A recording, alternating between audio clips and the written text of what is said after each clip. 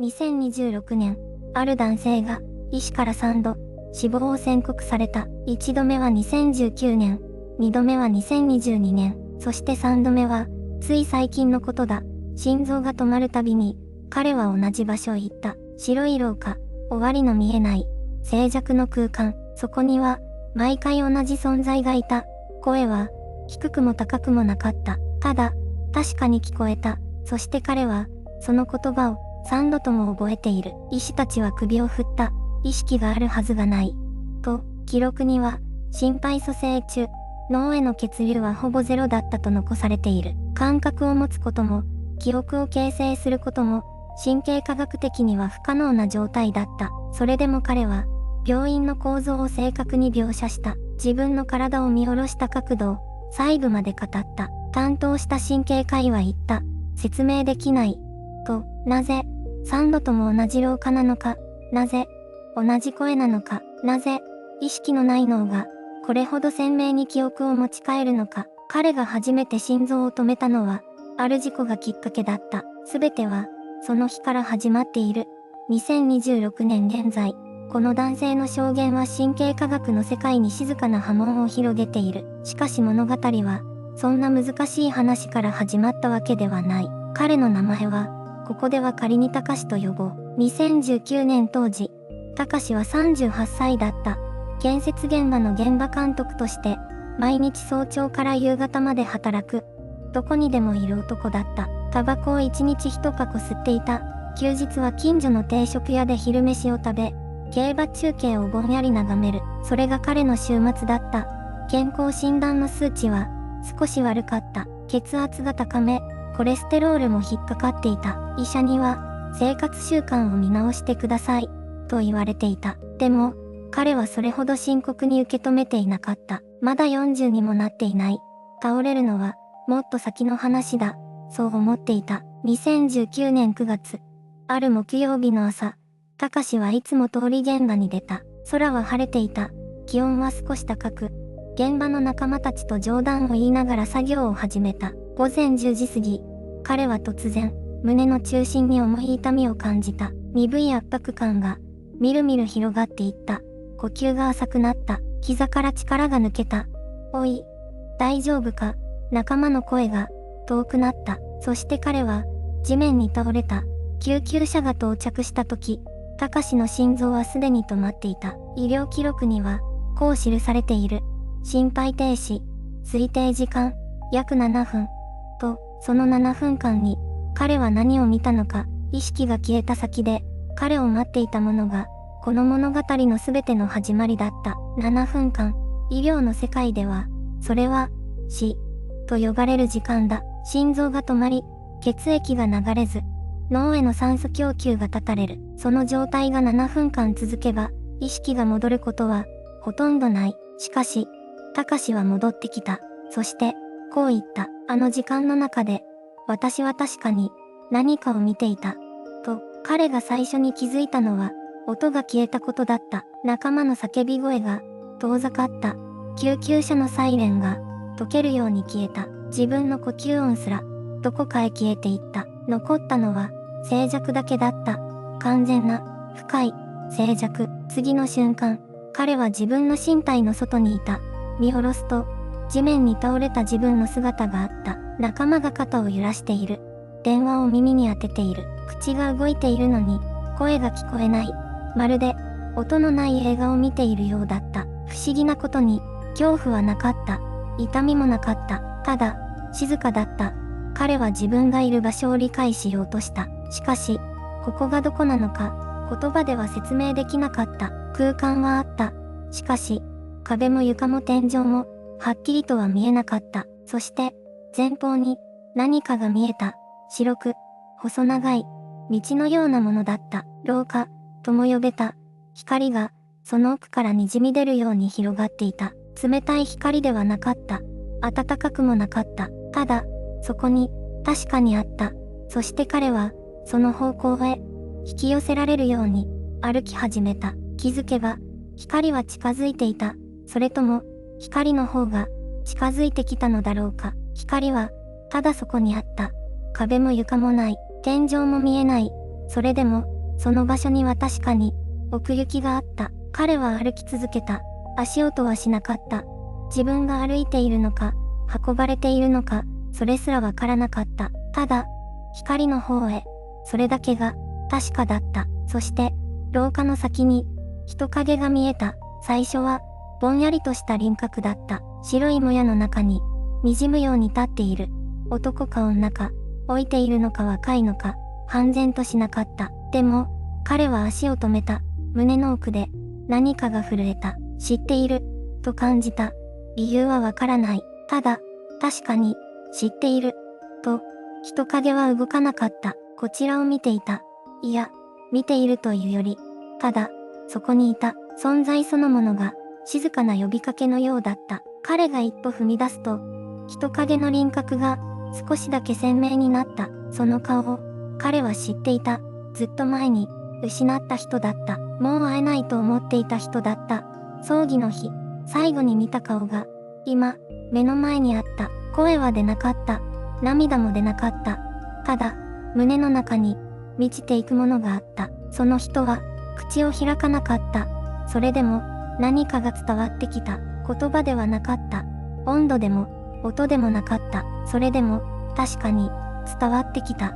まだ、来てはいけない。その意味が、静かに、染み込んできた。彼は動けなかった。引き返したくなかった。でも、その人の存在そのものが、優しく、しかし確固として、彼を押し返そうとしていた。光は、まだ、すぐそこにあった。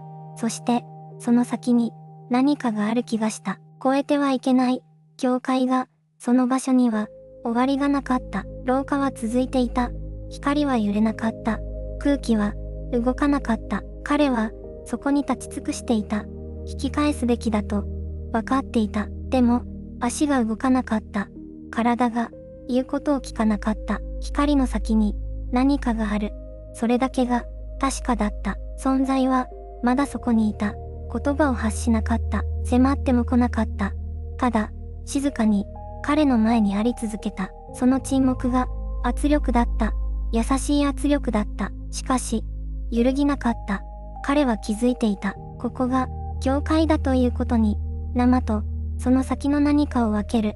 見えない線、踏み越えれば、戻れなくなる。そういう場所が、確かに存在するということを、体の奥が知っていた。3回目のその瞬間、彼は初めて、その線を目で見た気がした。廊下の奥に、光の密度が変わる場所があった。色が違った。温度が違った。音の質が、違った。そこから先は、別の場所だった。存在が、静かに首を横に振った。言葉ではなかった。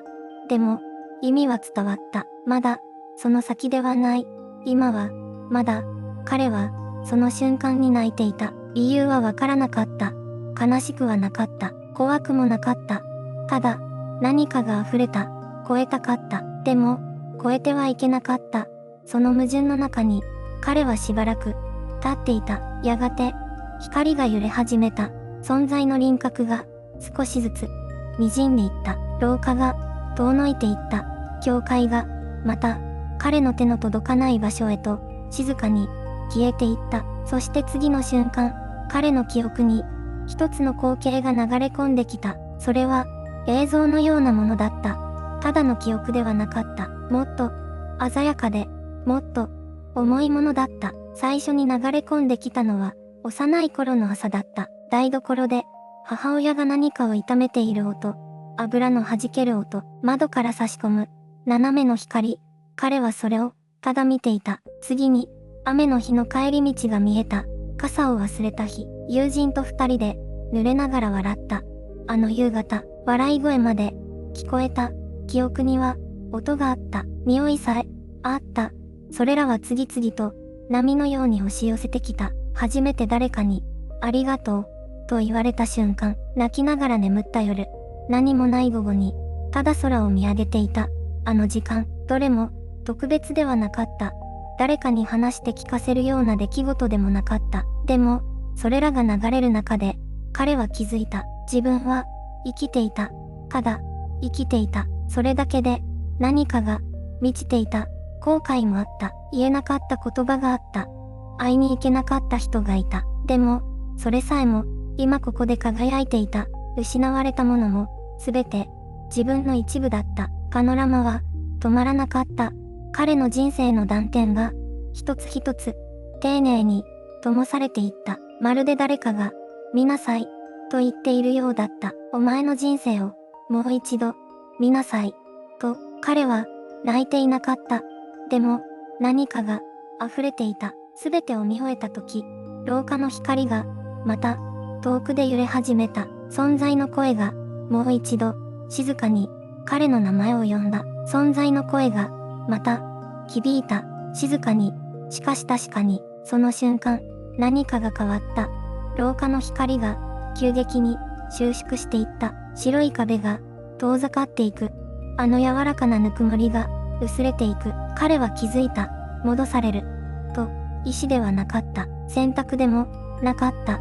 ただ、引き寄せられるように、意識が、元の場所へと、流れていった。次の瞬間、彼の胸に、激しい衝撃が走った。除細動器の電流が、止まった心臓を、叩き起こした。医療チームの声が、飛び交う。脈が戻った。血圧、上昇中。意識、確認できるか。彼の目が、ゆっくりと、開いた。天井の蛍光灯が、眩しかった。冷たい空気が、肺に流れ込んでくる。あの廊下の静寂とは、まるで別世界だった。担当医は、後にこう語っている。心拍が完全に停止してから、11分が経過していました。それだけの時間、意識を保つことは、医学的に不可能です。しかし、彼は、覚えていた。廊下を、声を、そして、存在が最後に告げた言葉を、蘇生室のスタッフは、誰も口を開かなかった。彼の瞳には、恐怖がなかった。悲しみも、なかった。ただ、静かな、光のようなものが、宿っていた。ベテランの看護師が、小声で、隣の同僚に囁いた。あの目は、初めて見る。と、3度目の帰還。しかし今回は、何かが違った。彼自身も、それを感じていた。戻ってきた場所は、同じ病院だった。でも、自分は、もう、前と同じ自分ではない。あの存在が最後に言った言葉が、胸の中で、静かに、燃え続けていた。それは、彼の生き方を、根底から、変えることになる。3度目の帰還から、数日が経った。彼は病院のベッドの上で、天井を見つめていた。何かが、違う。それは、確かな感覚だった。以前の自分なら、こういう時、真っ先に、なぜ自分だけが、と思っていた。怒りと、焦りと、恐怖が、混ざり合うような感情。でも今は、違った。ただ、静かだった。あの存在の言葉が、胸の奥で、まだ、響いていた。妻が面会に来た時、最初に気づいた。あなた、変わったね、と、彼女は小さな声で言った。泣いているような、笑っているような、そんな顔で、彼は何も言わなかった。ただ、彼女の手を、静かに握った。それだけで、伝わるものがあった。二人の間に流れていた、長年のすれ違いが、音もなく、溶けていくような瞬間だった。子供たちも、父親の変化を感じ取っていた。以前の彼は、仕事の話しかしなかった。成果と、数字と、効率だけを、語る父親だった。でも今は違う。長男が学校であった些細な出来事を話すと、彼は、目を細めて、最後まで聞いた。何度も、うなずきながら、長男は後に、こう語っている。父が、初めて、僕を見てくれた気がした。と、担当医も、その変化を記録に残した。臨死体験後に見られる人格の変容。それは、医学的な文献にも存在する。しかし、これほど顕著な例は、稀だという。彼は怒らなくなった。急がなくなった。そして、空を、よく見るようになった。何かを、待つように、あるいは、何かに、感謝するように。あの白い廊下で出会った存在は、彼に何を伝えたのか。その言葉の意味を、科学は、まだ、説明できていない。科学と、霊性、この二つは、長い間、対立してきた。しかし、彼の体験は、その境界線を、静かに揺さぶる。神経科学は、臨死体験をこう説明する。脳への酸素供給が断たれたとき、神経細胞は、無秩序に発火する。その結果として、光のトンネルや、声の幻聴が生じる。と、それは、一つの仮説として成立している。しかし、彼の場合は、違う。3度、すべて同じ白い廊下。3度、すべて同じ存在の声。そして、意識が存在し得なかったはずの時間に、実際の病院構造を正確に認識していた。これを、単なる神経の誤作動として、片付けることができるだろうか。量子意識理論を提唱する研究者たちは、別の視点を持つ。意識は、脳だけに宿るものではない。と、ある仮説では、意識は量子レベルで存在し、肉体の死後も、一定の形を保つ可能性があると言われている。2026年現在、この分野の研究は、急速に進んでいる。しかし、それでも、彼の体験を完全に説明できる理論は、まだ、存在しない。一方、霊性の世界では、彼の体験は、証明として受け取られる。死の向こうに、何かがある。そこには、存在がいる。そして、その存在は、人間に、何かを伝えようとしている。どちらが正しいのか、科学は、まだ答えを持っていない。霊性は、答えを感じることはできても、証明ができない。しかし、彼は言う。どちらでもいい。と、あの声が伝えてきたことは、理論ではなかった。もっと、深いところにある、何かだった。と、その言葉の内容が、次に、明らかになる。彼は今、こういう、あの体験が、自分を変えた。と、死の淵で聞いたあの声は、ただ一つのことを伝えていた。恐れるな。と、3度、同じ場所に戻るたびに、その言葉は変わらなかった。声は怒らなかった。責めなかった。ただ、静かに、そして確かに、そこにあった。彼は言う。生きることの意味が、あの白い廊下で、初めて分かった気がした。と、それが何であるかは、今もわからない。神なのか、宇宙の何かなのか、あるいは、自分自身の深いところにある、何かなのか。でも、それはどうでもいい。と彼は言う。大切なのは、あの声が伝えてきた感覚だ。と、愛されている。という感覚。存在することを、許されている。という感覚。あなたにも、その感覚が、どこかにあるはずだ。彼の証言は、まだ科学では説明できない。しかし、その言葉は、確かに、何かに触れる。